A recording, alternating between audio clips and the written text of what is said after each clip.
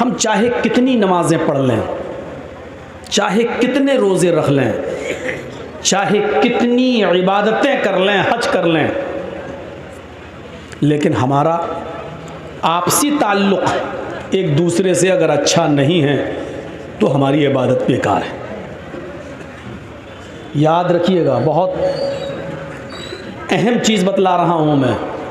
अल्लाह के रसूल सल्लल्लाहु अलैहि वसल्लम से एक सहाबी ने सवाल किया है कि हम जहाँ रहते हैं मेरे पड़ोस में 2 औरतें हैं, एक औरत ऐसी है जो बहुत नमाज़ पढ़ती है, बहुत रोज़े रखती है, तहज्जुद भी पढ़ती है, उसकी कभी कोई नमाज क़ज़ा नहीं होती है, रोज़े भी रखती है, बहुत इबादत करती है, लेकिन समाज के लोगों के साथ, पड़ोसियों के साथ, गांव वालों के साथ, मोहल्ले वालों के साथ उसका अखलाक अच्छा नहीं है, तौर तरीक़ा अच्छा नहीं है, रहन सहन अच्छा नहीं है, लोग उससे खुश नहीं रहते हैं।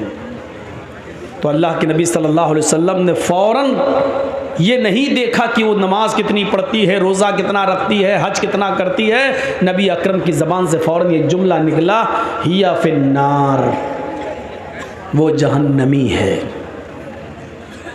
कहाँ चली गई नमाज, कहाँ चले गए रोज़े, कहाँ चली गई तहज्जुद?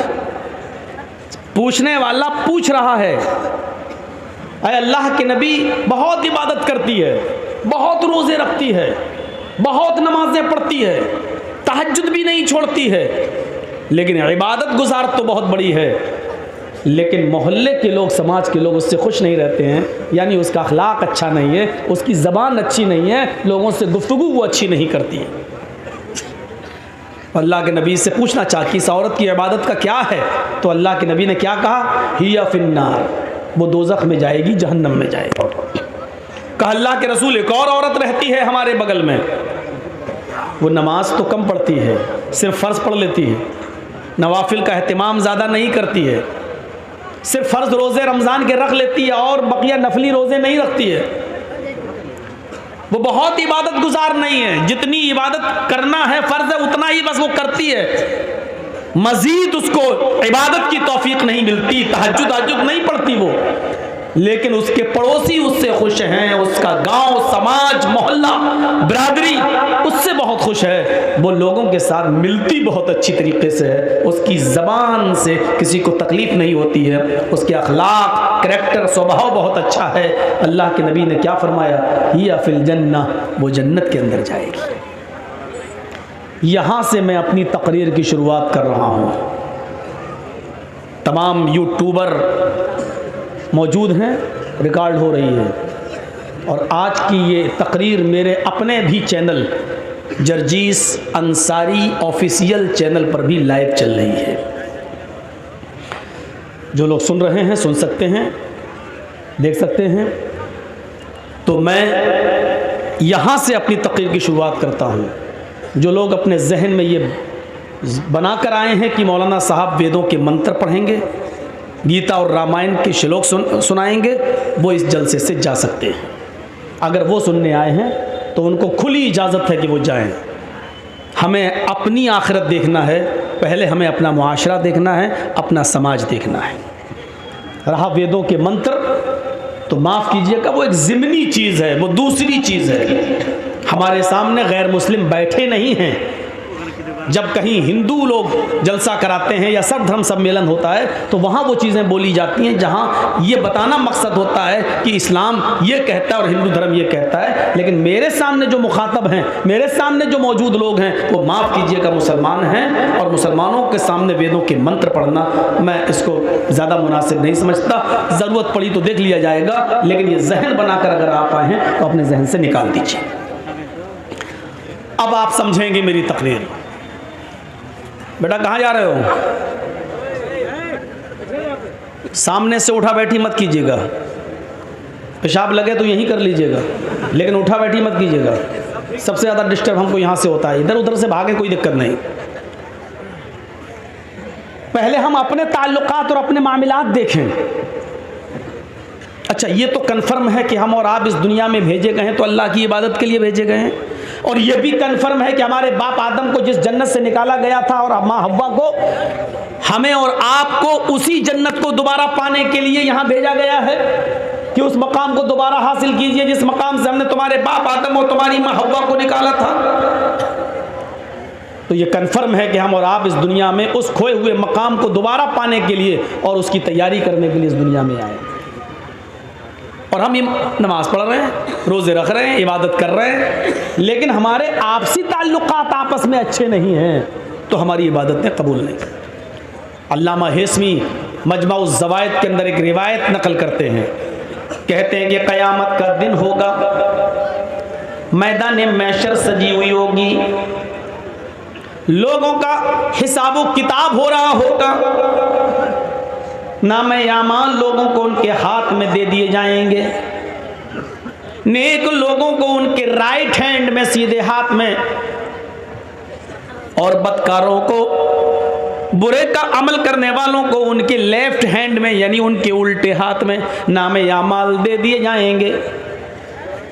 कुछ लोग खड़े होंगे, अभी उनको नामे आमाल नहीं मिले होंगे, ये तहज्जुद गुजार होंगे, नमाजें इनकी कभी नहीं छूटी होंगी, फजर की नमाज भी इनकी कभी तर्क नहीं हुई होगी, अजान से पहले ये मस्जिद में पहुंचने वाले लोग होंगे, हाजी होंगे, नमाजी होंगे, मौलवी होंगे, अभी इनको इनके हाथ में नामे आमाल नहीं मिला होगा, लेकिन इनको उम्मीद होगी हमने तो बड़ी नमाजें पढ़ी हैं, बड़े रोज़े रखे हैं, बड़ी इबादतें की हैं, फरिश्ता जब मुझे मेरे हाथ में नामे आमाल देगा तो दाहिने हाथ में नामे आमाल देगा। लेकिन फरिश्ता जब उसके हाथ में नामे आमाल देने आएगा तो ये अपना दाहिना हाथ बढ़ाएंगे, फरिश्ता आमाल नामा पीछे कर लेगा और कहेगा कि तुम अपना उल्टा हाथ, अपना बायां हाथ बढ़ाओ। वो कहेंगे फरिश्तों से, क्या कह रहे हो, बायां हाथ? हमने तो नमाजें पढ़ी हैं, हमने तो रोज़े रखे हैं, हमने तो हज किए हैं, हमने तो तहज्जुद पढ़ी हैं, हमें उल्टे हाथ में नामे आमाल क्यों दोगे? फरिश्ता कहेगा मैं ये कुछ नहीं जानता, मेरे रब ने तुम्हें उल्टे हाथ में नामे आमाल देने का हुक्म मुझे दिया है, बढ़ाओ अपना बायां हाथ। ये नमाजी, ये रोज़दार, ये तहज्जुद गुजार, ये हाफिज, ये मौलवी, ये हाजी मजबूर होकर अपना बायां हाथ बढ़ाएगा और उसको उसके उल्टे हाथ में नामे आमाल दे दिया जाएगा। अब ये बाएं हाथ में नामे आमाल पढ़ेगा, खोलेगा, देखेगा ये बुराई, ये बुराई, ये बुराई, ये बुराई, ये बुराई, हर वर्क पन्ना उलटता जाएगा, पेज उलटता जाएगा, उसमें बुराइयां ही बुराइयां लिखी होंगी। उसकी एक भी नमाज का जिक्र नहीं, एक भी रोजे का जिक्र नहीं, एक भी हज का जिक्र नहीं, एक भी तहज्जुद का जिक्र नहीं। वो ये देखेगा, अपना नामे आमाल उठाकर बंद कर देगा, चीखेगा और चिल्लाएगा आईना हसनाती या रब्बल आलमीन, हाय अल्लाह इसमें तो मेरे गुनाह ही गुनाह लिखे हैं, हमारे नामे आमाल में तो बुराइयां ही बुराइयां लिखी हुई हैं। हमने जो नमाजें पढ़ी थी वो कहाँ चली गई, हमने जो रोजे रखे थे वो कहाँ चले गए, हमने जो हज किया था वो कहाँ चला गया, हमने जो तहज्जुद पढ़ी थी वो कहाँ चला गया, हमने जो सदका और खैरात किया था मस्जिदों में और मदरसों में जो हमने चंदा दिया था, ये नेकियां कहाँ चली गई। आईना हसनाती या रब्बल आलमीन, आय अल्लाह मेरी नेकियों का क्या हुआ, मेरी नेकियां कहाँ चली गई। आवाज आएगी गैब से, ओ मेरे बंदे तेरी गीबत ने, तेरी चुगली ने, तेरे हसद ने, तेरे कीने ने, एक मुसलमान के खिलाफ तेरे दिल में जो नफरत थी, इस नफरत ने, इस हसद ने, इस गीबत ने, चुगली ने तेरी नेकियों को बर्बाद कर दिया, तेरी नेकियों को खत्म कर दिया। अब तेरे नामे आमाल में नेकियां नाम की कोई चीज नहीं रही। तू अपने मुसलमान भाई से जला करता था, हसद किया करता था, उसको परेशान किया करता था, उसके खिलाफ षड्यंत्र रचा करता था, पीठ के पीछे उसकी गीबत किया करता था। तेरी गीबत ने, चुगली ने, हसद ने, कीने ने, बुग़्ज़ ने, इनाद ने तेरी दुश्मनी को खत्म, तेरी नेकियों को खत्म कर दिया है। अब हमारे पास तेरे नामे आमाल में सिवाय गुनाहों के और कोई चीज नहीं। ये गीबत, ये चुगली, ये हसद, ये कीना, ये बुग़्ज़, ये इनाद, ये दुश्मनी, एक दूसरे से ये नफरत इतनी बुरी चीज़ है कि ये हमारी नमाजों को ख़त्म कर देती है, हमारे रोज़े को बर्बाद कर देती है, हमारी इबादतों को चौपट कर देती है। हम नमाज पढ़ रहे हैं लेकिन बाहर निकल के आए अपने भाई की गीबत करते हैं, ये नमाज हमारी ख़त्म कर दी जाती है, सवाब से हमें महरूम कर दिया जाता है। ईमानदारी के साथ बताइए हमारे समाज में ये बुराई चल रही है कि नहीं चल रही है, ये आम हो चुका है या नहीं हो चुका। कुरान पढ़िए, इन्नमल मुमिनून इख्वा फअस्लिहु बैन अख्वैकुम, ये दो चीज़ें हो गई। पहले तो अल्लाह ने कहा इन्नमल मुमिनून इख्वा, सब मुसलमान मोमिन आपस में भाई हैं। पहले एक रिश्ता जोड़ा, पहले अहमियत बताई। देखो, एक मुसलमान को दूसरे मुसलमान की इज्जत उसी तरह करना चाहिए जिस तरह वो अपने भाई की करता। कोई अगर उसके भाई को गाली दे दे तो उसको बर्दाश्त नहीं होता है, ऐसे ही अगर कोई किसी मुसलमान को सताए तो इसको बर्दाश्त नहीं होना चाहिए, उसको अपने भाई की तरह समझना चाहिए। पहले एक रिश्ता जोड़ा, इन्नमल मुमिनूना इख्वा, दुनिया के अंदर जहां भी मुसलमान है वो तुम्हारा भाई है। और फिर दूसरी चीज बताई, फअस्लिहु बैन अख्वैकुम, जब तुम्हारे दो भाइयों के दरमियान किसी बात को लेकर तनाज़ा हो जाए, झगड़ा हो जाए, इख्तिलाफ हो जाए, किसी बात को लेकर मन मिटाव हो जाए, किसी बात को लेकर उन दोनों के दरमियान जुदाई हो जाए, तो ये गांव वालों की जिम्मेदारी है, ये समाज की जिम्मेदारी है, ये पूरी कौम की जिम्मेदारी है कि उन दो मुसलमान भाइयों के दरमियान उस लड़ाई को ज़्यादा दिनों तक न रहने दें, बल्कि पूरा समाज मिलकर उन दोनों को मिला दे। फ़अस्लिहू बैन अख्वैकुम, समाज के लोगों को चाहिए कि उन दोनों की सुलह करा दें, उन दोनों को मिला दें। ये दूसरी चीज है। दो चीजों पर गौर करिएगा आज की तकरीर में, बस पहली चीज सब भाई हैं, और दूसरी चीज दो भाइयों के दरमियान, दो मुसलमानों के दरमियान, सिर्फ दो, यहां तो पूरा खानदान, पूरे खानदान से दुश्मनी बोल लिए हुए, सिर्फ दो मुसलमानों के दरमियान अगर गांव में कोई लड़ाई है आपस में किसी बात को लेकर, और आपको मालूम है कि ये दोनों एक साल से नहीं बोल रहे हैं, 2 साल से नहीं, तो ये पूरा समाज गुनाहगार होगा, पूरा गांव गुनाहगार होगा। पूरे गांव की और पूरे समाज की जिम्मेदारी ये बनती है कि उन दोनों के दरमियान सुलह करा दें।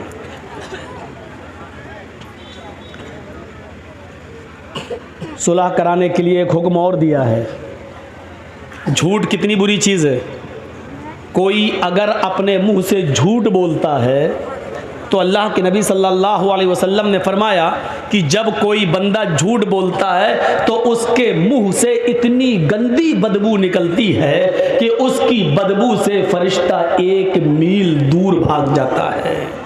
यहाँ से आप अंदाज़ा लगा सकते हैं कि झूठ कितनी बुरी चीज़ है। एक हदीस में आता है कि अल्लाह के नबी से किसी सहाबी ने पूछा, अल्लाह के रसूल क्या मोमिन बुज़दिल हो सकता है? अल्लाह के नबी ने कहा हाँ हो सकता है। दूसरा सवाल किया, अल्लाह के नबी क्या मोमिन बखील हो सकता है, कंजूस? आपने कहा हाँ हो सकता है, उसने पैसा ज़्यादा कमा लिया हो और अल्लाह की राह में ज़्यादा खर्च ना करे, कंजूस हो सकता है, बखील हो सकता है, मालो दौलत की मोहब्बत उसके दिल में आ सकती है, हो सकता है। देखो भाई, जिसको निकलना हो जल्दी निकल जाओ, अभी मैं इजाज़त दे रहा हूँ, अभी निकल जाओ, चलो। तो छोटा सा देखिए, अभी वहाँ जाके क्या करेगा, इसकी तो शादी भी नहीं हुई है।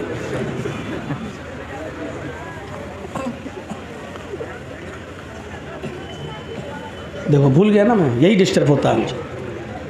तो मैं अर्ज ये कर रहा था कि वो झूठ कितना बुरा है कि अल्लाह के नबी ने कहा कि हाँ मोमिन बखील भी हो सकता है, मालो दौलत की मोहब्बत उसको आ सकती है, बुज़दिल भी हो सकता है, बखील भी हो सकता है। फिर पूछने वाले ने पूछा, अरे अल्लाह के रसूल क्या मोमिन झूठा भी हो सकता है, क्या झूठ भी बोल सकता है? तो अल्लाह के रसूल ने क्लियर कर दिया, फरमाया वल्लाहि अल मोमिन ला यकज़िब, अल्लाह की कसम झूठ बोलता हो वो मोमिन हो ही नहीं सकता।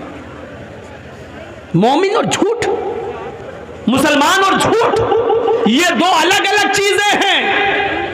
मुसलमान और झूठ नहीं, मुसलमान में बुज़दिली आ सकती है, मैदान जंग में लड़ रहा है, काफिरों से लड़ रहा है, देखा ये बहुत ज़्यादा भारी पड़ रहे हैं, नहीं हमें मार डालेंगे, तीर फेरी, चुपचाप से भाग गए मैदान छोड़कर। हालांकि ये भी गुनाह है, नहीं भागना है मैदान जंग में से, चाहे मौत ही आ जाए, लेकिन पीठ दिखा के नहीं भागना, ये भी गुनाह है। लेकिन अल्लाह के रसूल ने कहा इसकी वजह से आपको ईमान से निकाला नहीं जाएगा। गुनाह है लेकिन मोमिन रहोगे, उसका गुनाह तुम्हें पड़ेगा।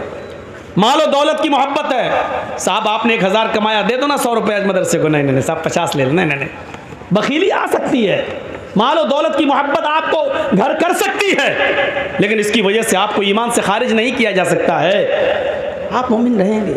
लेकिन फिर पूछा क्या मोमिन झूठा भी हो सकता है? तो अल्लाह के रसूल चौंक गए और यक बैक बोले, बैक वक्त नहीं, मोमिन के अंदर झूठ की सिफत पैदा नहीं हो सकती, जो झूठ बोले वो मोमिन नहीं। लेकिन यहां अल्लाह के नबी क्या कह रहे हैं, अगर दो मुसलमान आपस में लड़ जाएं और उन दोनों में 3 दिन से ज्यादा नफरत भर जाए, 3 दिन से ज्यादा वो गुफ्तगू नहीं कर रहे हो, तो समाज मोहल्ले के लोगों को चाहिए कि उनमें सुलह कराई जाए। अगर सुलह कराने में मेहनत कर रहे हैं और सुलह नहीं हो रही है, ये लोग आपस में एक नहीं हो रहे हैं, 1000 कोशिशें करने के बावजूद भी दो मुसलमान भाई आपस में एक नहीं हो रहे हैं, लेकिन आपको मालूम है कि झूठ अगर बोला जाए तो ये एक हो जाएंगे। अल्लाह के नबी यहां झूठ बोलने की इजाजत दे रहे हैं। क्या कह रहे हैं? लैसल कद्दाब अल्लज़ी युस्लिहु बैनन नास। उन दो मुसलमानों के दरमियान अगर सुलह कराने के लिए, उनको एक करने के लिए अगर तुम्हें झूठ का सहारा लेना पड़े तो बोल दो, तुम झूठ बोलकर उनको एक कर दो, तुम्हें गुनाहगार नहीं लिखा जाएगा, तुम्हें ईमान से खारिज करार नहीं दिया जाएगा। यानी दो मुसलमानों को एक करने के लिए झूठ बोलने की इजाजत दे दी गई। इसी तरीके से अगर किसी की बीवी नाराज़ हो और मन न रही हो तो शौहर अपनी बीवी को मनाने के लिए भी झूठ बोल सकता है, लेकिन इतना बड़ा झूठ मत बोलना कि पकड़ जाए। और इतनी मोहब्बत करता हूँ, तुम कहो तो चांद तोड़ के लाए। अबे 1 मील तो ऊपर जा नहीं सकता, तो 2,40,000 मील की ऊंचाई पे जाके चांद तोड़ के लाएगा? तो इतना बड़ा भी झूठ मत बोलना कि बीवी को यकीन ही ना आए। हल्का फुल्का झूठ जिससे वो मान जाए शौहर बोल सकता है, इजाज़त है, इसके अलावा और कहीं नहीं। तो मेरे भाइयों, आप अंदाज़ा लगाइए कि एक मुसलमान का दूसरे मुसलमान के साथ क्या मामला है कि अगर झूठ बोलकर भी उन दोनों को एक किया जा सकता है तो कर दो। इससे अंदाज़ा लगा सकते हैं कि झूठ जो इतना बुरा हो कि बोलने वाले के मुंह की बदबू से फरिश्ते 1 मील दूर भाग जाते हो, और यहाँ इजाज़त दे रहे हैं अल्लाह के रसूल, अगर उन दोनों को एक करने के लिए झूठ का सहारा लेना पड़ रहा है तो ले लो। इन्नमल मुअमिनूना इख्वा, सारे मुसलमान आपस में भाई भाई हैं। भाई का मतलब जानते हो? ट्रेन में आप सफ़र करिए, कितनी जल्दी दोस्ती हो जाती है। जर्जी साहब दिल्ली से बैठे कलकत्ता आ रहे हैं, ट्रेन में बैठे हुए हैं, मेरी सीट इधर है, मेरी सीट के सामने एक और मुसलमान भाई बैठा। एक मिसाल दे रहा हूँ, पूछना नहीं कब का वाक़या है, एक मिसाल दे रहा हूँ। सामने एक और मुसलमान भाई बैठा हुआ, हम उसको नहीं जानते, वो हमें नहीं जानता। मैंने उसको देखा, लग रहा मुसलमान, उसने हमको देखा, हाँ ये भी मुसलमान। सलाम वालेकुम। अच्छा माशाल्लाह। कहाँ जा रहे हो? कलकत्ता। कोलकाता? अच्छा। मैंने पूछा अच्छा भाई आप कहाँ जा रहे हैं? हाँ कोलकाता। मैं भी वहीं जा रहा हूँ, कलकत्ता। थोड़ी और हमदर्दी बढ़ गई। अच्छा आपका नाम क्या है? जी मेरा नाम मोहम्मद असलम। आपका नाम क्या है? मेरा नाम मोहम्मद जर्जीस। माशाल्लाह। और थोड़ी कुर्बत बढ़ गई। धीरे धीरे उसी ट्रेन में, अभी 24 घंटे का सफ़र है, तो 4 घंटे में ही इतनी मोहब्बत बढ़ गई कि आप चाय ख़रीद रहे हैं तो एक नहीं 2, एक मुझे पिला रहे हैं, एक आप। मैं कोई चीज़ ख़रीद रहा हूँ तो आपको दे रहा हूँ, एक आप एक मैं। थोड़ी और कुर्बत बढ़ी। अच्छा कहाँ जाओगे? कोलकाता में मडिया बुरुज। आप कहाँ जाएंगे? अरे साहब मैं भी वहीं जा रहा हूँ। लीजिए, और कुर्बत बढ़ गई। अब ये कुर्बत इतनी बढ़ गई कि मैं किसी स्टेशन पर पानी भरने के लिए उतरता हूँ तो वो आदमी मेरे सामान की देखरेख कर रहा है, क्योंकि ये हमारा भाई है, सफ़र का साथी है। वो किसी स्टेशन पे उतरता है तो हम उसका सामान देख रहे हैं। आप इतना भरोसा हो गया, जब मैं उतरता हूँ तो उससे कहता हूँ मेरा सामान देखना, जब वो उतरता है तो मुझसे कह देता भाई साहब मैं उतर रहा हूँ, मेरा सामान देखना। अब उसकी न सिर्फ जान बल्कि उसके माल की हिफाजत की जिम्मेदारी भी एक दूसरे के ऊपर आयद हो जाती है। 15-16 घंटे 20 घंटे के सफ़र में सिर्फ जान पहचान की बुनियाद इतनी सख्त हो जाती है कि आप उसकी जान के भी मुहाफिज हो जाते हैं। अगर कोई उसको छेड़े तो आप उसके लिए लड़ने लगते हैं, आपको कोई गाली दे तो वो आपका साथ देने लगता है। जब आप स्टेशन पे उतरते हैं तो आपके सामान की हिफाजत मैं करता हूं, मैं उतरता हूं तो आप मेरे सामान की हिफाजत करते हैं। 15, 16, 20 घंटे के सफर में जब तुम दोनों एक दूसरे की जान और एक दूसरे के माल के मुहाफिज बन गए, अल्लाह के नबी कहते हैं ये दुनिया भी एक सफर है, हम सब इस दुनिया में एक मुसाफिर की हैसियत से आए हुए हैं, इस दुनिया में हम सब सफर कर रहे हैं। ओ लोगों, चंद घंटों की मुलाकात में जब तुम एक दूसरे की जान के और माल के मुहाफिज रक्षक हो गए हो तो जिंदगी के सफर में भी एक इंसान का, एक मुसलमान का की जान और एक मुसलमान का माल दूसरे मुसलमान के ऊपर हराम है। अल्लाह के रसूल ने हज्जतुल विदा के मौके पर जो खुतबा दिया था, उस खुतबे में आपने यही जुमले कहे थे, इन्ना दिमाअकुम व अमवालकुम हरामुन अलैकुम का हुर्मत यौमिकुम हाज़ा फी बलदिकुम हाज़ा फी शहरिकुम हाज़ा। ये अल्लाह के नबी ने फरमाया, ओ लोगों, तुम्हारे खून और तुम्हारा माल एक दूसरे के ऊपर हराम है, तुम एक दूसरे को कत्ल न करो, एक दूसरे का माल नाजायज तरीके से न खाओ। ये अल्लाह के रसूल ने अपने आखिरी खुतबे के अंदर इन जुमलों को कहा था। कुरान भी हमें हुक्म दे रहा है, या अय्युहल्लज़ीना आमनू ला ताकुलू अम्वालकुम बैनकुम बिल बातिल। ऐ ईमानो वालो, ऐ मुसलमानों, तुम आपस में एक दूसरे का माल नाजायज तरीके से मत खाओ। नाजायज तरीके से माल खाना समझते हो क्या है? जर्जीत साहब मोबाइल के मैकेनिक हैं, मैं मोबाइल संभालता हूँ, आप मुसलमान हैं, आप हमारे पास आए, साहब मौलाना साहब, जर्जीत साहब मेरा मोबाइल ख़राब हो गया, ज़रा देख लीजिए। थोड़ा चेक किया, देख लिया इसमें क्या कमी है। 100 रुपये का काम है, बस एक चीज़ लाई जाएगी, 100 रुपये में पड़ जाएगी। अब 100 की जगह हम 150 ले लें, कोई बात नहीं, लेकिन मैंने उसको बता दिया, साहब इसमें तो बहुत कमी है, इसकी तो पूरा टच ख़राब हो गया है, इसमें तो ये कमी है, 800 रुपये लगेंगे भाई। 800 भाई, देख लीजिए यार, हम गरीब आदमी हैं, होते हो नहीं साहब, इसमें इतनी कमियां हैं, इसमें इतनी प्रॉब्लम है, ये पड़ेगा, वो पड़ेगा, लोकल नहीं डालते हम, ओरिजिनल डालते हैं, ये करते हैं, वो करते हैं, और बात होते होते 500 रुपये पे मामला टिक गया। आपको मालूम है 100 रुपये की चीज़ पड़ना है, और आपने उसको 800 से तय करते करते 500 पे मामले को डन कर दिया। सुनो, मोबाइल संभाल कर उसको दे दिया और 500 रुपए ले लिया। ये 500 रुपए लेके जब आप अपने घर जाते हो, गोश्त खरीदते हो, खाना बनाते हो, या इससे कोई कपड़ा खरीदते हो, पहनते हो, अल्लाह की कसम आपने नाजायज तरीके से उससे जो माल कमाया है, इस माल को खाकर अगर आप नमाज पढ़ेंगे तो आपकी नमाज कबूल नहीं होगी। अगर इस 500 रुपए से आपने कोई कुर्ता खरीदा और कपड़ा पहनकर नमाज पढ़ रहे हो तो आपकी नमाज आपके मुंह पे मार दी जाएगी, कबूल नहीं होगी, क्योंकि आपने नाजायज तरीके से माल कमाया है। 100 रुपए की जगह पर आपने 500 लिया है, और कसम खा के कहा, अल्लाह की कसम 50 रुपए बच रहे हैं साहब। कुरान यही हमें हुक्म दे रहा है। क्या करोगे वेदों के मंत्र सुनकर? अपने मुआशरे के अंदर, समाज के अंदर अपनी जिंदगी को पहले पाक साफ करो। या अय्युहल्लज़ीना आमनू ला ताकुलू अम्वालकुम बैनकुम बिल बातिल। ऐ ईमान वालो, तुम आपस में एक दूसरे का माल नाजायज तरीके से मत खाओ। हम मुसलमान हैं, मुसलमान का ही माल खा रहे हैं नाजायज तरीके से, हम उसी के लिए कुआं खोद रहे हैं। पता नहीं शाम तक कस्टमर आया कि नहीं आया, इसी को बलि का बकरा बनाओ और पूरे दिन की कमाई इसी से हासिल कर लो। अब आप कहोगे मौलाना हमने तो तय कर लिया, चोरी थोड़ी की है, उसको बोल दिया 500 लगेंगे, उसने कह दिया ठीक है। हम लोगों ने तो तय किया है। हाँ, आपने तय किया है, लेकिन आपने ये भी तो कहा कि 800 लगेंगे, इसमें ये पड़ेगा वो पड़ेगा। आपने उसको क्लियर क्यों नहीं किया? 100 रुपए की चीज आएगी लेकिन मैं 800 लूंगा, देना हो तो दो, आप क्लियर कीजिए। साहब ऐसे बोल देंगे तो कौन आदमी हमसे सही कराएगा? तो आप 100 की जगह 150 ले लीजिए, आप मेहनत कर रहे हैं, लेकिन 100 की जगह आप 500 लेंगे और ये कह के लेंगे कि अल्लाह की कसम हमें 50 बच रहे हैं, अपनी औलाद की कसम 50 बच रहे हैं, हमें प्रॉफिट नहीं हो रही है, हम सिर्फ लागत ले रहे हैं, हम आपसे कमा नहीं रहे। ये कहकर आप ये नाजायज तरीका है पैसा कमाने का।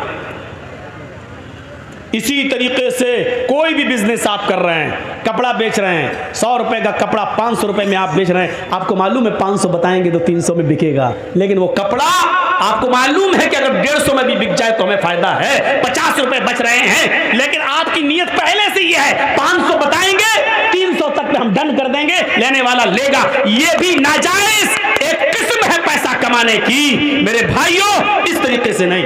काजी शुरैह जिनको हजरत अली ने काजी बनाया था, जज बनाया था, इनको एक घोड़ा खरीदने की जरूरत पड़ी, मार्केट में घोड़ा खरीदने के लिए जाते हैं। और सुनो, अब आपके पास से जो भी आदमी उठे उसको हाथ पकड़ के बिठा दो जमीन पर, सुनने भी आना चाहेगा, आगे भी बैठेगा, जर्जी साहब की शक्ल भी दिखनी चाहिए और उठ के भी भागेगा। सब शुगर के मरीज हैं क्या? पेशाब ज्यादा आता है क्या? ये देखो ये देखो ये देखो, जितना समझाया उतना ही और नहीं, समझा रहा हूं तो और सीना जो मेरे सब मोदी बन रहे हैं, नहीं मानूंगा बात, अपने मन की बात, यहीं बैठे रहना, अब जानना नहीं कहीं। ज्यादा तेज आ रहा क्या? कमर में लग रहा है इसीलिए कह रहे खड़ा हो जाओ। तो जाओ जाओ जाओ, चलो जल्दी जाओ। इतनी जल्दी कमर में लग गया, अभी तो काम ही नहीं लियो कमर वाला।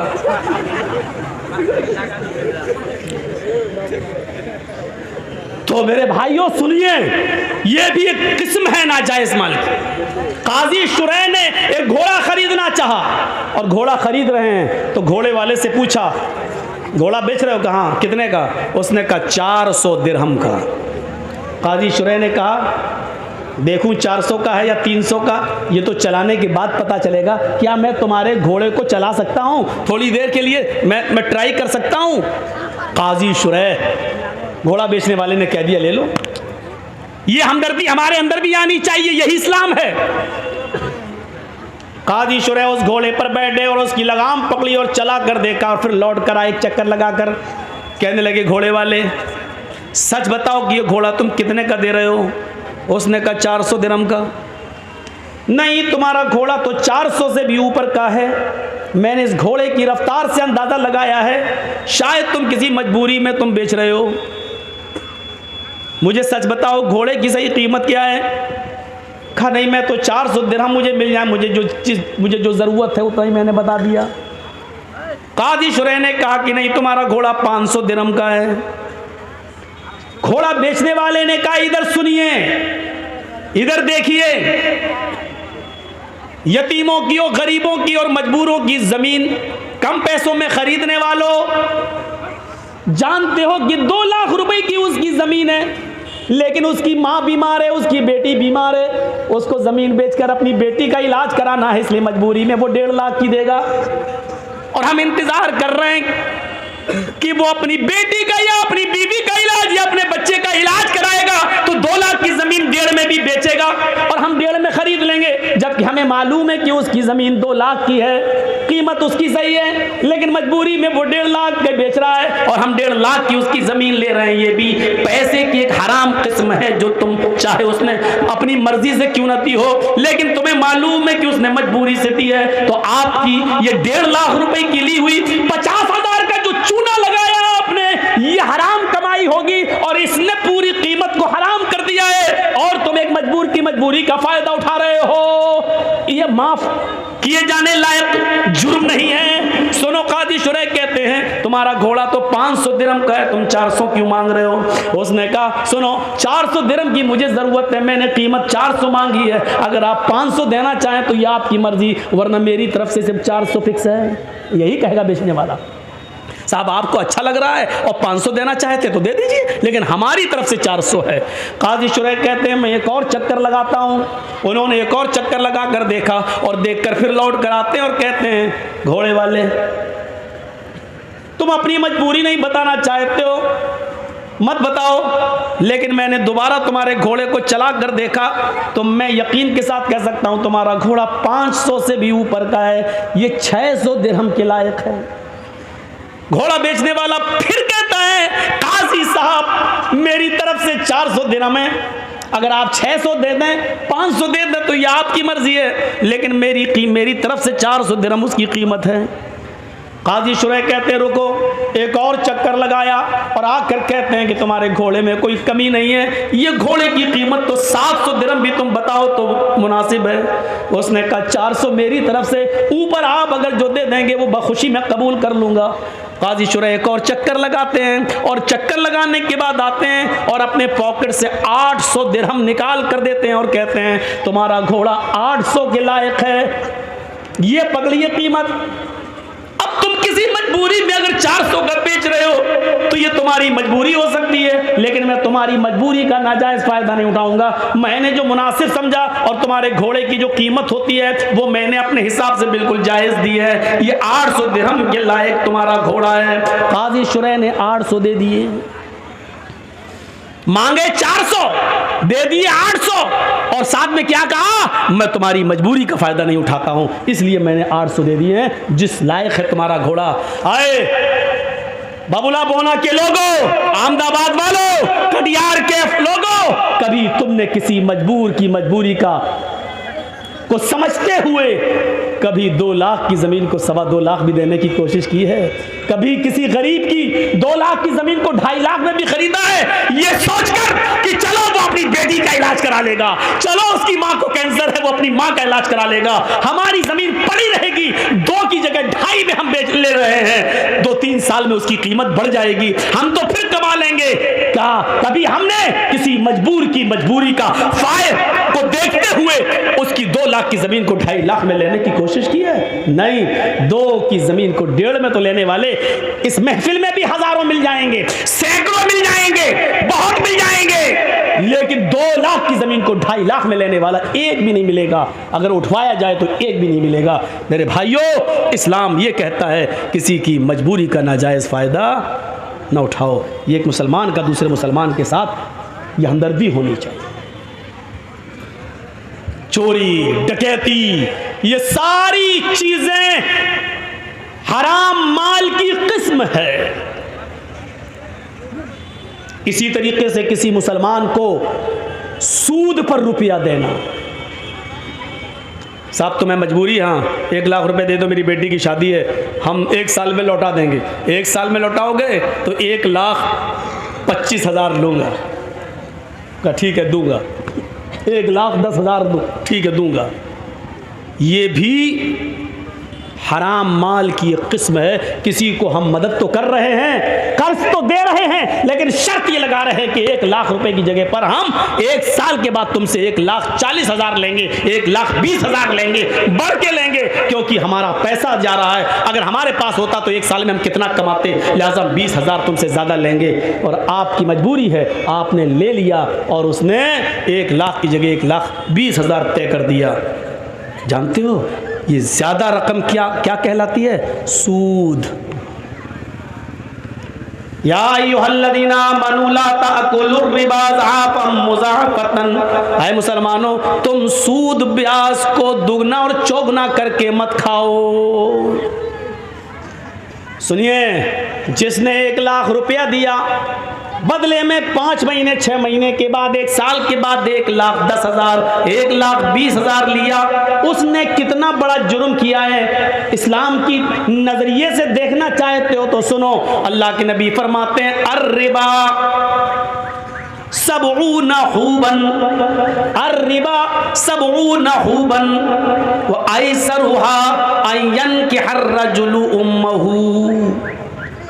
1 लाख देकर 1,10,000 लेने वालों सुनो, 1 लाख देकर 1,20,000 लेने वालों सुनो, अपने मुसलमान भाई का नाजायज फायदा उठाने वालों सुनो।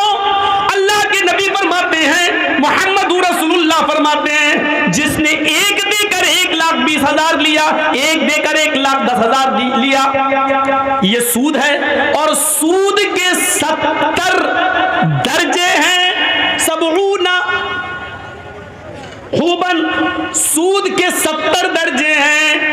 ये 70 दर्जों में जो तुमने 1 लिया है, कितना बड़ा जुर्म किया है, उसका सबसे हल्का जुर्म क्या है, सबसे हल्का दर्जा क्या है? ऐसरुहा अय्यन के हर रजुल उम्महू, एक आदमी अपनी मां के साथ निकाह कर रहा है। एक मर्द, एक नौजवान अपनी माँ के साथ निकाह कर ले, निकाह हो जाएगा। हदीस में निकाह का लफ्ज है अयन के हर रजुल उम्महू, मर्द अपनी माँ के साथ निकाह कर रहा है। कहने का मकसद क्या बता दूं, जरा सुनो सूद खाने वालों, सुनो निकाह का लफ्ज क्यों कहा है। अल्लाह के रसूल ने कहा जैसे कोई मर्द अपनी माँ के साथ निकाह कर रहे, निकाह होगा ही नहीं। माँ कितनी खूबसूरत हो, बेटा माँ के साथ निकाह पढ़ रहा है, मौलाना जर्जीस साहब निकाह पढ़ा रहे हैं, अल्हम्दुलिल्लाह नहमदुहु व नस्तईनुहु व नस्तगफिरुहु, या अय्युहल्लज़ीना आमनु तक़ुल्लाह हक़्क़ तुक़ातिही व ला तमूतुन्ना इल्ला व अंतुम मुस्लिमून, या अय्युहन्नासु तक़ू रब्बकुमुल्लज़ी ख़लक़कुम मिन नफ़्सिन वाहिदा व ख़लक़ मिनहा ज़ौजहा व बत्ता मिनहुमा रिजालन कसीरन व निसा वत्तक़ुल्लाहल्लज़ी तसाअलूना बिही वल अरहाम इन्नल्लाह काना अलैकुम रक़ीबा, या अय्युहल्लज़ीना आमनु तक़ुल्लाह व क़ूलू क़ौलन सदीदा युस्लिह लकुम अअमालकुम व यग़फ़िर लकुम ज़ुनूबकुम व मन युतिअल्लाह व रसूलहु फ़क़द फ़ाज़ फ़ौज़न अज़ीमा। ये निकाह में ये 3 आयतें पढ़ी जाती हैं 3 जगह से, हमने पढ़ दी और निकाह कर भी दिया माँ के साथ। लेकिन इन कुरान की आयतों के पढ़ने के बावजूद माँ बेटे पर हलाल नहीं होगी, यानी निकाह नहीं होगा। पूरा कुरान पढ़ दिया, उसके बाद निकाह पढ़ा दिया, फिर भी निकाह नहीं होगा। जिस तरीके से अल्लाह के नबी के बताने का मकसद क्या है, जिस तरीके से पूरा कुरान पढ़कर, बल्कि हजारों बार कुरान पढ़कर, लाखों मर्तबा कुरान पढ़कर भी अगर तुम निकाह करना चाहो माँ के साथ, तब भी माँ हलाल नहीं होगी। उसी तरीके से जितना मुश्किल एक लड़के के लिए उसकी माँ का हलाल होना मुमकिन नहीं है, उसी तरीके से किसी मुसलमान के लिए, किसी मुसलमान की मजबूरी का फ़ायदा उठाकर उससे 10,000 रुपये ज़्यादा लेकर सूद खाना भी हलाल नहीं है। जिस तरह माँ हलाल नहीं हो सकती है, उसी तरीके से सूद भी हलाल नहीं हो सकता है, चाहे उस सूद पर 10 लाख मरतबा कुरान क्यों ना पढ़ लिया जाए। और दूसरा मकसद क्या है अल्लाह के रसूल के ये बताने का, सुनो, बहुत सुन चुके हो वेदों के मंत्र। आज हमारी तकरीर और तकरीरों से हटकर है, आज हमारा प्रोग्राम और प्रोग्रामों से बिल्कुल हटकर है। आज हमारा टारगेट सिर्फ आप हैं, हम हैं, हमारा समाज है, हमारा मुआशरा है। क्या हुआ भैया, आपके भी कमर में दर्द हो रहा है?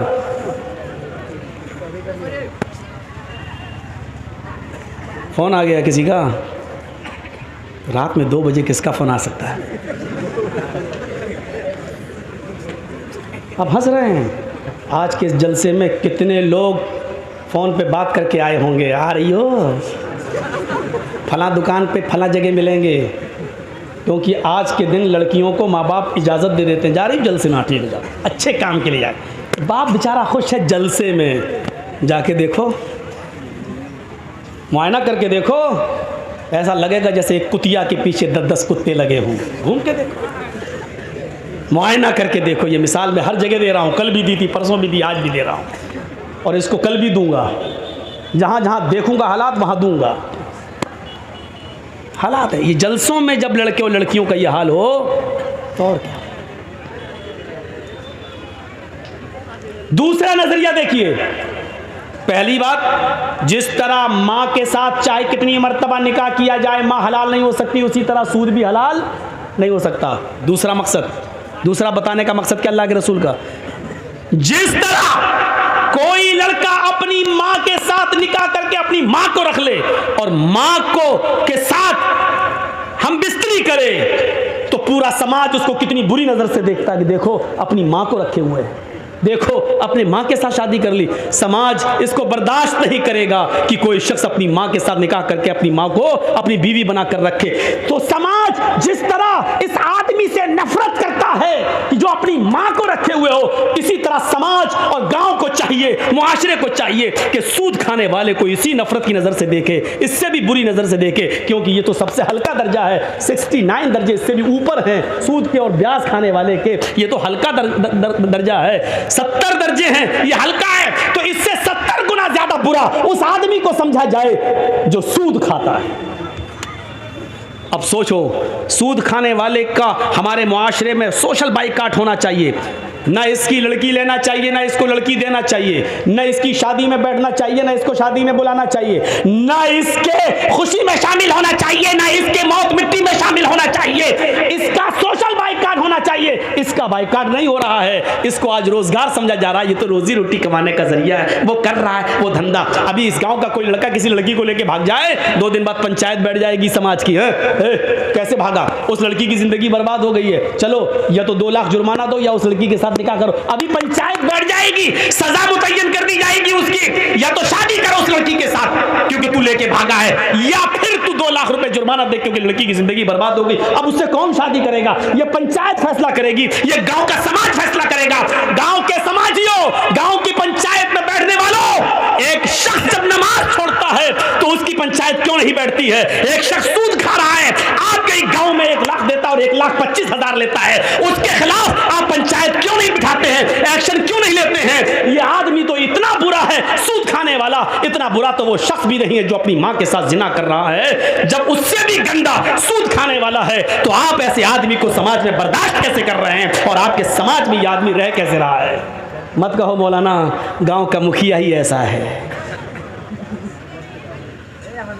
अरे हो मुखिया हो, सरपंच हो, एमएलए हो, एमपी हो, मौलवी जर्जीस के जूते की बूट के नीचे नहीं समझता। कुरान और हदीस के आगे कोई अहमियत नहीं है इनकी। जर्जीस भी सूद खाएगा तो उसकी हदीस उसके ऊपर भी लागू होगी। कुरान और हदीस किसी को नहीं छोड़ता है। साहब मुअज़्ज़ज़ आदमी हैं, ऐसा मत बोलिए। मैं किसी का नाम थोड़ी ले रहा हूं, मैं किसी का नाम नहीं ले रहा हूं। जो भी इसमें इन्वॉल्व है बुरा है।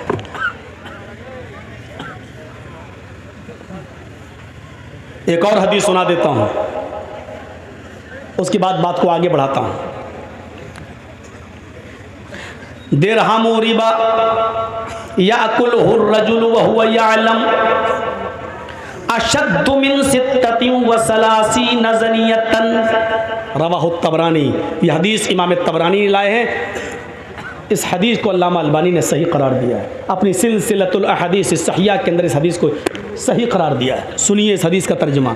आए हाय हाय, सुन लो, माथा पटको और सूद खाने वाले अपनी औकात देखें, कितना गिरा दिया है उनको अल्लाह के नबी ने। 25,000 तो बहुत हो गया। 1 लाख देकर 1,25,000 लेना, 1 लाख देकर 1,10,000 लेना, ये तो बहुत हो गया। या दिरहमु रिबा, भैया आगे वाले बोले नहीं, बात ना करें, आप जा सकते हैं, आपको इजाज़त दे रहा हूं मैं, लेकिन गुफ्तगू नहीं। सुनिए, मैंने पहले ही कह दिया, आज की तकरीर और तकरीरों से हटकर समाज के अंदर ये चीज़ आनी चाहिए। दिरहमु रिबा, 1 दिरहम खाना, दिरहमु रिबा, सूद का, ब्याज का 1 दिरहम, 1 रुपया मान लो। सऊदीया में दिरहम इस वक्त जो दुबई का दिरहम है वो 18-20 रुपए में चल रहा है। यही बहरीन के दिरहम का हाल है। सऊदी में तो रियाल चलता है, दिरहम तो है नहीं। तो जहाँ दिरहम चल रहा है 20 रुपए से ज़्यादा कीमत नहीं, चलो 20 रुपए मान लो।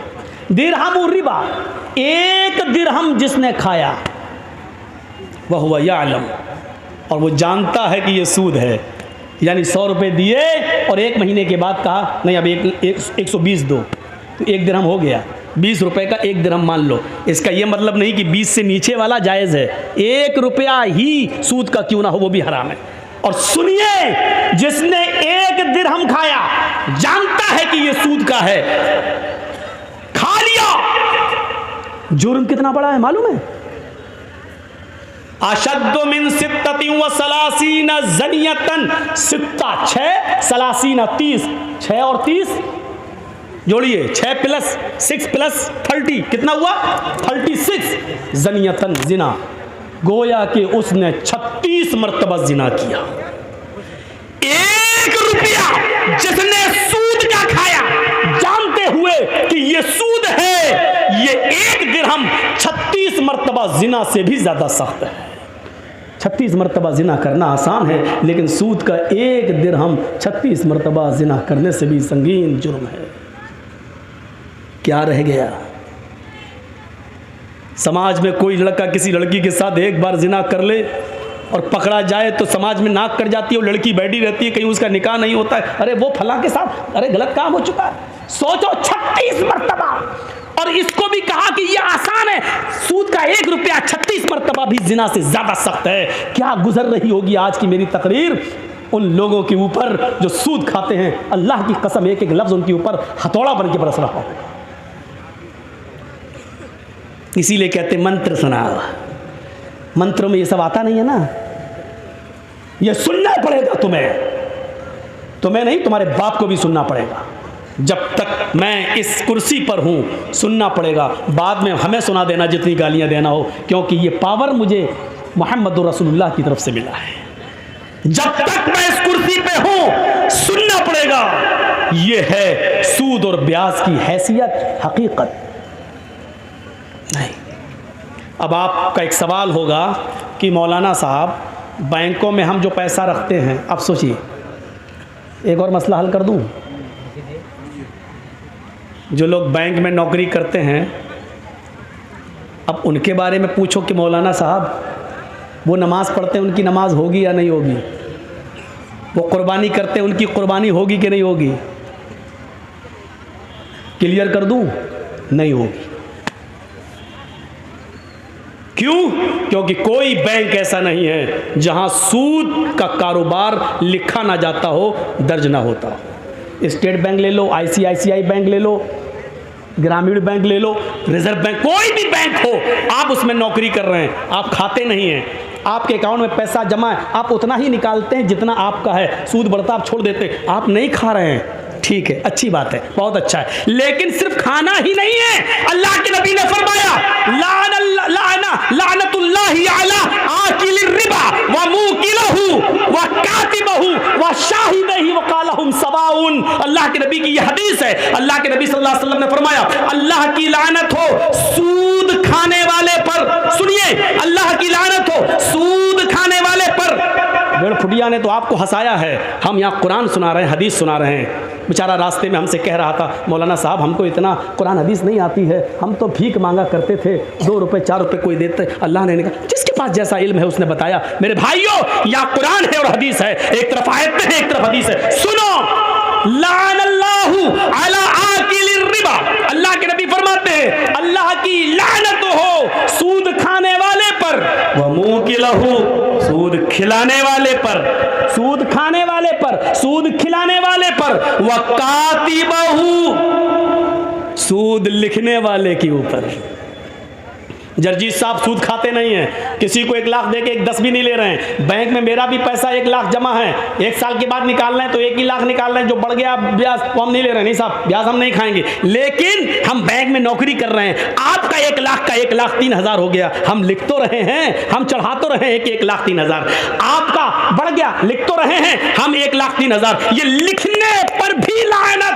और क्या कहा? वह शाहिदही, गवाही देने वाला, सूद लेने वाले की भी गवाही, सूद देने वाले, हाँ मेरे सामने इसने दिया था, हाँ मेरे सामने इसने लिया था, इन दोनों गवाहों पर भी लानत। और क्या कहा अल्लाह के रसूल ने? वक़ालहुम सवाउन, ये सब बराबर हैं, खाओ या ना खाओ, लिख रहे हो खाने वाले के बराबर, उस पर भी लानत।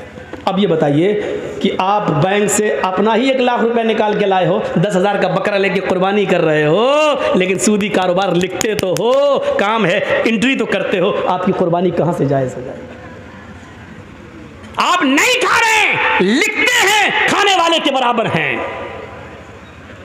कभी झगड़ा हो गया, आपने कहा नहीं साहब इनका 1 लाख रुपए जमा था और इंटरेस्ट बढ़ते हुए आज 1,05,000 हो गया, आप गवाही दे रहे हैं, आपने गवाही दी, खाया नहीं है लेकिन गवाही दी, आप बराबर हो गए खाने वाले। सूद का मामला देख रहे हैं कितना पेचीदा है, सूद का मंजर देख रहे हैं आप, ये भी एक नाजायज तरीका है माल खाने का। या अय्युहल्लज़ीना आमनू ला ताकुलू अम्वालकुम बैनकुम बिल बातिल, है ईमान वालो तुम एक दूसरे के माल को नाजायज तरीके से, बातिल तरीके से मत खाओ। मदद करना सीखो, ताउन करना सीखो।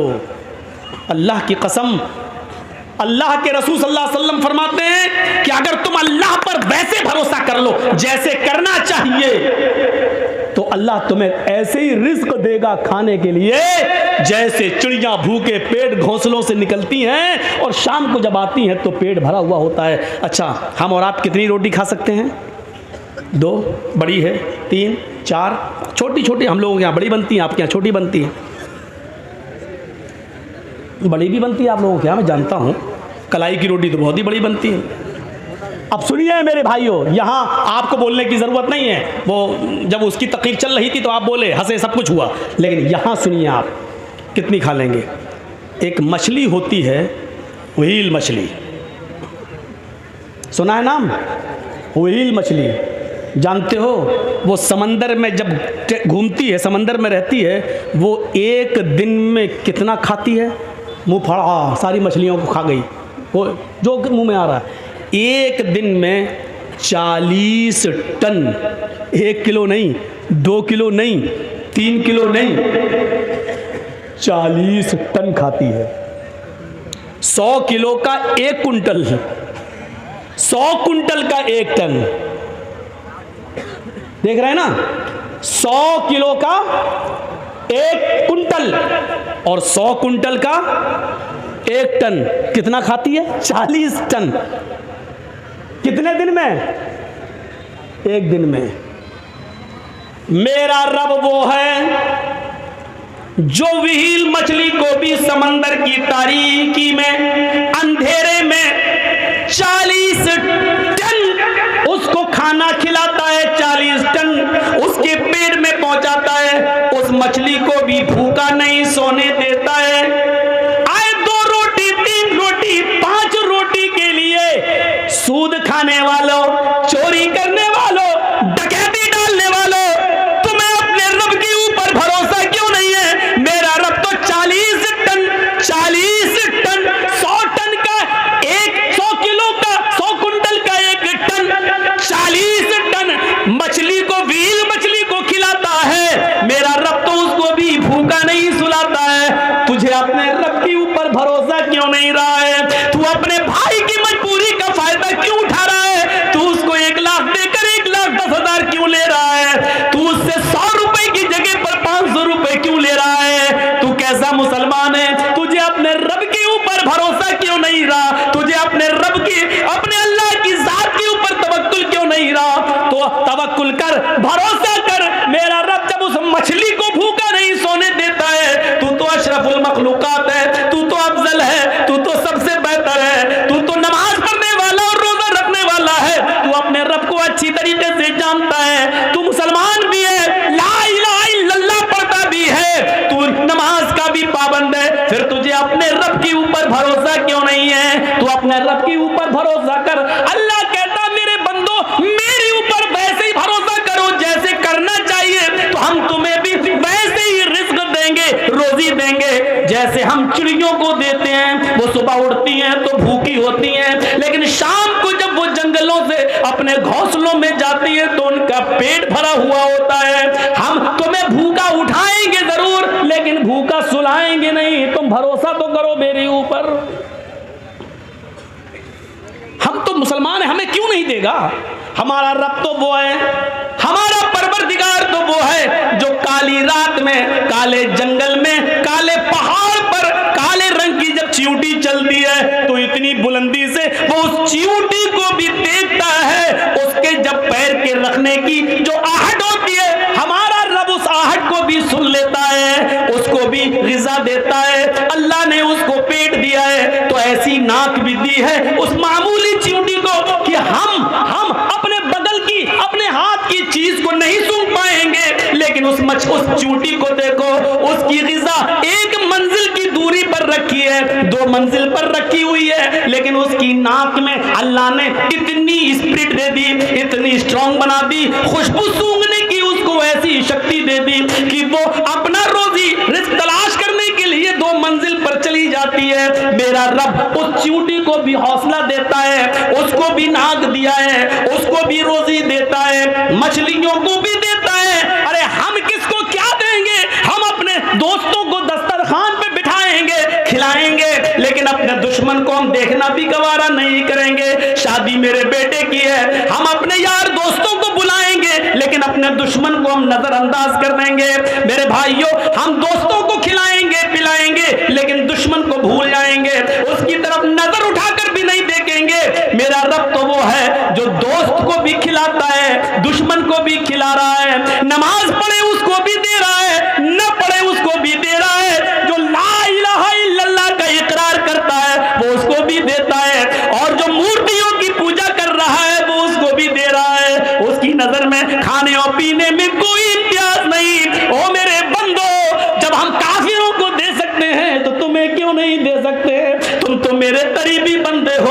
मेरा रब तो वो है जो दोस्त दुश्मन नहीं, वो सबको देता है। 90 साल के एक बूढ़े को इब्राहिम अलैहिस्सलाम ने दस्तरखान से उठा दिया था ये कहकर कि तू आग का नाम लेकर खा रहा है, रख अल्लाह का नाम ले। उसने कहा नहीं लेंगे, आग ही मेरा रब है। भगा दिया उसको। जिब्रील आ गए, इब्राहिम तुमने आज उस बूढ़े को बुलाया और खाना भी नहीं खिलाया, भगा दिया, जाओ उसको पकड़ के लाओ और खिलाओ। जिब्रील से इब्राहिम अलैहिस्सलाम कहने लगे अरे वो तो अल्लाह का नाम ही नहीं लेता। कहा इब्राहिम वो तो 90 साल में पूरी जिंदगी में कभी उसने अपने रब का नाम नहीं लिया, तुम्हारे दस्तरखान पर तो उसने आज अल्लाह का इनकार कर दिया, लेकिन वो तो 90 साल से नाम नहीं लेता। लेकिन तुम्हारा रब 90 साल से उस बूढ़े को खिलाता रहा, उस बूढ़े को पिलाता रहा, उस बूढ़े को रोजी रोटी देता रहा, फिर तुम उस बूढ़े को दस्तरखान से कैसे भगा सकते हो? तुम्हारे रब की रहमत को ये गवारा नहीं है। जाओ बुला कर लाओ, पकड़ के लाओ। बुला के लाया, इब्राहिम अलैहिस्सलाम लाए और उस बूढ़े को खिलाया। कहा लो खाओ। कहा अब क्या हुआ? मैं अल्लाह का नाम नहीं लूंगा। कहा मत लो, मैं आग का नाम लूंगा। लो। अरे अब क्या हुआ? अचानक कैसे बदल गए? फरमाया मेरे रब की रहमत को गवारा नहीं हुआ कि कोई भूखा दस्तरखान से उठ जाए। मेरे रब ने कहा वो तो 90 साल से मेरा नाम नहीं ले रहा है, फिर भी हमने उसको खिलाया पिलाया है, फिर तुम कैसे उठा सकते हो? जब अल्लाह को एतराज नहीं तो तुम्हें कैसी ऑब्जेक्शन, तुम्हें कैसा एतराज? उस बूढ़े ने कहा आपका रब इतना मेहरबान है, फिर मुझे उस रब से जोड़ दो जिसकी रहमत का ये हाल है। मेरे भाइयों, वो बूढ़ा पहले इब्राहिम अलैहिस्सलाम से जुड़ता है, अपने रब से जुड़ता है, उसके बाद खाना खाता है, अल्लाह का नाम लेता है और खाना शुरू कर देता है। मेरे भाइयों, ये रब है जो गैरों को भी खिला रहा है, अपने दुश्मनों को भी खिला रहा है, नाफरमानों को भी खिला रहा है। जब वो खिलाने पिलाने वाला है तो हमें रोजी रोटी की इतनी फिक्र क्यों हो रही? होनी चाहिए, लेकिन इतनी फिक्र नहीं। जब 40 टन गोश्त खाने वाली मछली को खिला रहा है वो, तो हमें 2-4 रोटी के लिए इतनी फिक्र क्यों? इतना उतार चढ़ाव है। क्या होगा? कल कहाँ से खाना आएगा? 1 महीने बाद हम रिटायर हो जाएंगे सरकारी नौकरी से, फिर हमारे बच्चों को कौन देखेगा? हमारी 4 बेटियां हैं, हमारी बेटियों की शादी कैसे होगी? इनके लिए जहेज का इंतजाम। अरे मुआशरे में समाज के लोगों, जहेज की लानत को खत्म करो। अगर इसको आपने खत्म कर दिया तो बहुत बड़ा एक जिहाद आप जीत जाओगे, बहुत बड़ा एक मार्का आप हासिल कर लोगे। क्योंकि इंसान नाजायज तरीके से जो कमा रहा है, अक्सर उसमें ऐसे हैं कि जिनको अपनी बेटियों की शादी करना है, उनको अपना फ्यूचर, मेरी बेटी की शादी कैसे होगी, इसलिए वो नाजायज तरीके से माल कमा रहा है। एक मुसलमान को दूसरे मुसलमान की हमदर्दी होनी चाहिए, एक मुसलमान को दूसरे मुसलमान का दर्द होना चाहिए। आओ मैं तुम्हें वो वाकया सुनाता हूं जो वाकया हमारे और आपके ज़मीरों को झंझोड़ देगा। अल्लाह के नबी सल्लल्लाहु अलैहि वसल्लम के 2 सहाबियों का वाकया है। तज़किरतुल हुफ़ाज़ में अल्लामा शमसुद्दीन ज़हाबी नकल करते हैं, 2 सहाबियों का की कपड़े की दुकान है। सुनिए, आप लोगों का असल मार्केट अहमदाबाद, 2 दुकानें हैं। मान लीजिए एक आपकी भी है, मेरी भी है, और हम भी यहीं रहते हैं। मेरी भी कपड़े की और आपकी भी कपड़े की। अक्सर ऐसा होता है कि नहीं, एक कस्टमर कपड़ा खरीदने आ रहा है तो ये दुकान वाला भी कहता इधर आओ भाई, आओ हमारे पास अच्छा माल है। दूसरा भी कहता अरे भाई इधर आओ, हम तुम्हें आज अच्छा दिखाएं। होता कि नहीं होता है? ये कंपटीशन है।